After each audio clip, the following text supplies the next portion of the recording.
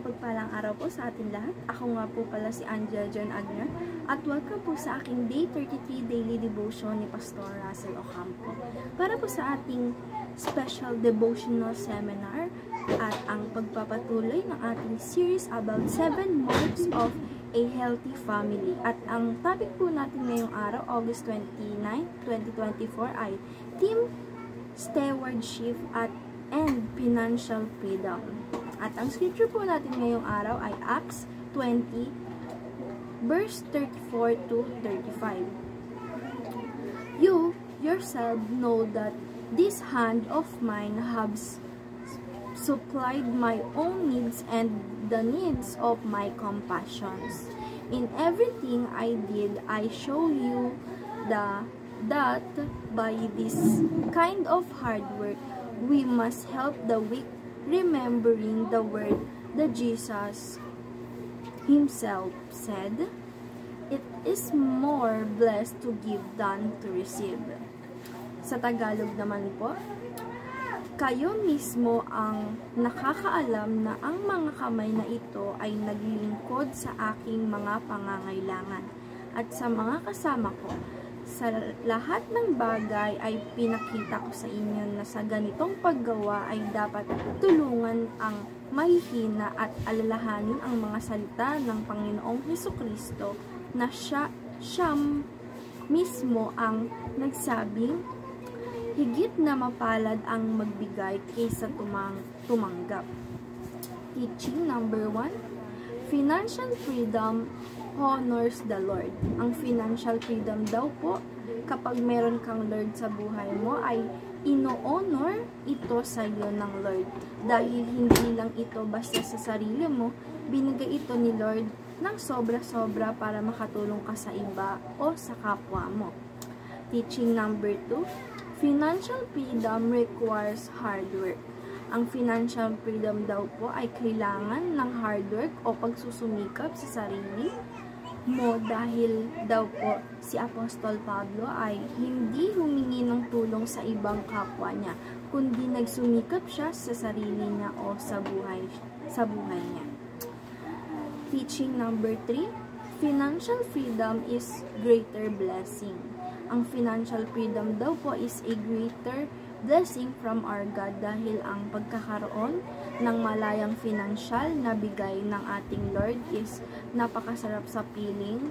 Ito po yung pinakamalaking blessings na binigay sa atin ng Lord, dahil mas better po na tayo ang maging giver than a receiver. Kaya kapag may financial freedom po tayo sa buhay natin, i-honor natin si God, dahil kailangan pong magpasalamat tayo sa Kanya at patuloy na magpuri sa Kanya.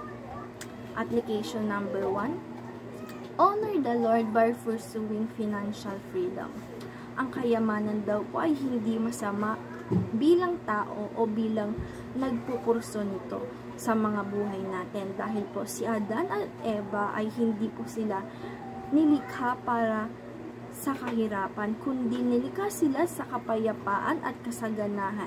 Kaya dapat tayo ay ganun din po. Kaya i-honor natin o i-pursue natin sa ating Lord ang financial freedom. Application number 2, work hard together to achieve financial freedom.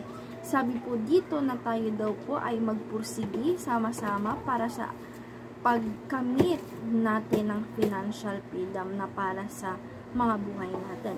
Importante po ito sa mga pamilya, dahil dapat ganun po tayo na isang pamilyang nagsusumikap sama-sama para ma-achieve yung financial freedom sa pamilya o sa buhay natin.